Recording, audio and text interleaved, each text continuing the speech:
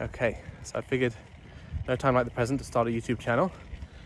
I'm here walking with my son, and I figured we'd start a quick video. What topic shall we pick, Ezra? Just about getting started, right? You know what, let's talk about recipe for anxiety. I'm a cognitive behavioral therapist. It's not my only thing, but that's one of the things that I do.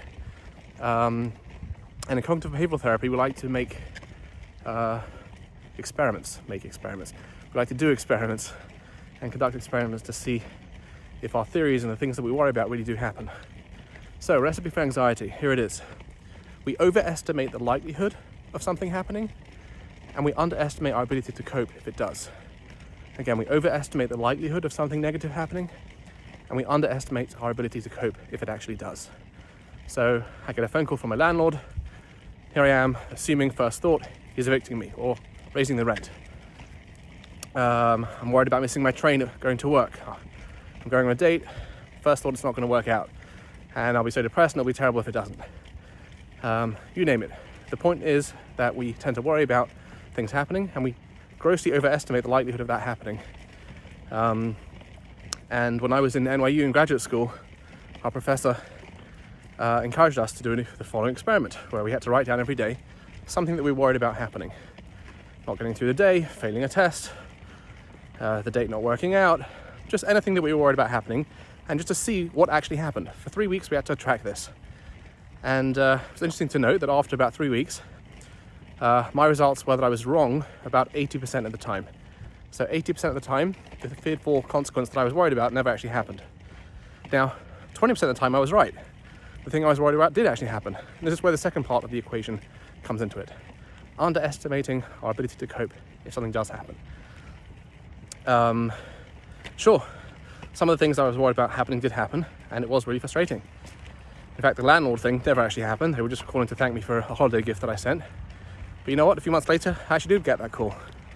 And it was definitely very, very difficult to leave and to find a new place for a whole host of reasons. That's for a different video. But I was actually able to cope much better than I thought I could. And that's the second part of it, underestimating the resilience that we actually have to get through things.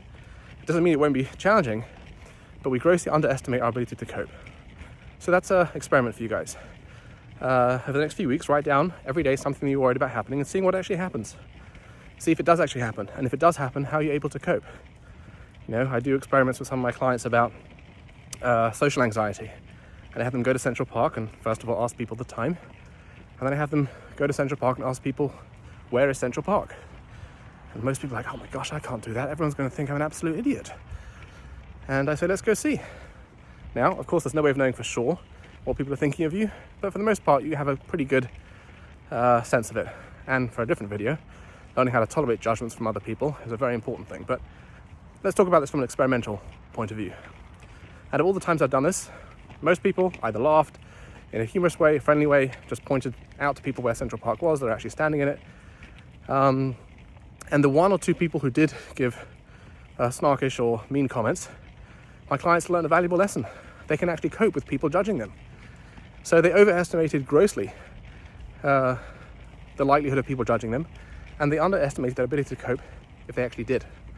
What does it say about them if they don't know where Central Park is? That's a different story. Maybe they could learn or benefit from learning how to read a map a little better, but that's a different story. So this is the experiment for today. Let's try to see our recipe for anxiety. See how much we overestimate the likelihood of something happening and underestimating our ability to cope. So the next, let's say 2 weeks, you know what, let's keep it at a week, let's say even 5 days. Write down once a day something that you're worried about happening and see if the fearful consequence does actually happen. And if it does, how are you able to cope through it? And most of the time we're going to see that we definitely overestimate the likelihood of that and underestimate our ability to cope. And by doing that consistently, we're actually going to be able to see how we can learn how to manage our anxiety a lot better. And there's plenty of other videos related to that. Gratitude is definitely going to be a key one, learning how to be mindful of the fear of the future and come back to the present and appreciate what we have. But for now, let's focus on learning how to experiment with this recipe for anxiety and seeing where we fall. Okay, no edits. This is just the first ever video. Let's see what happens. Say bye, Ezra.